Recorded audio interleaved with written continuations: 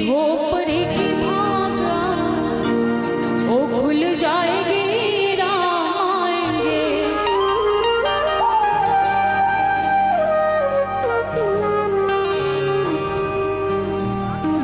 राम आएंगे, आएंगे, राम आएंगे। ओ राम आएंगे, आएंगे, राम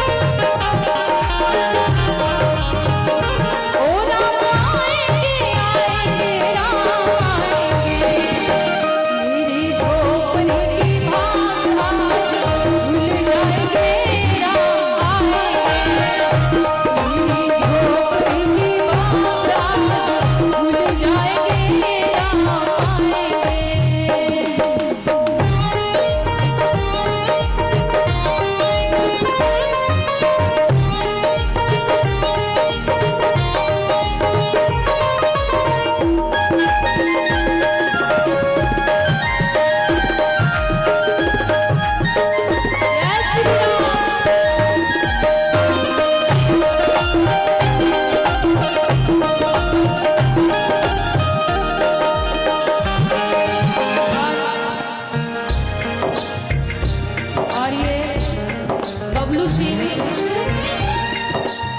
जी की तरफ से ये 101 रुपये का आशीर्वाद आया है। बहुत बहुत धन्यवाद।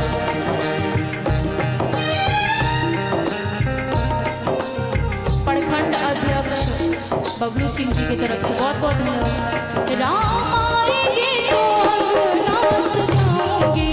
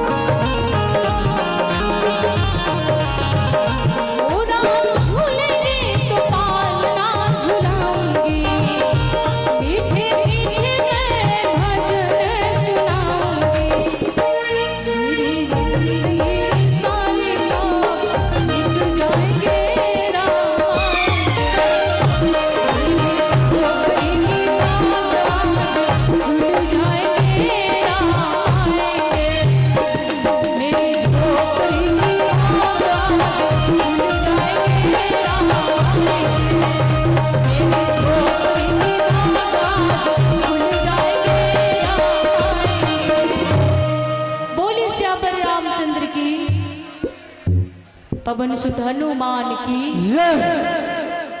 वाह।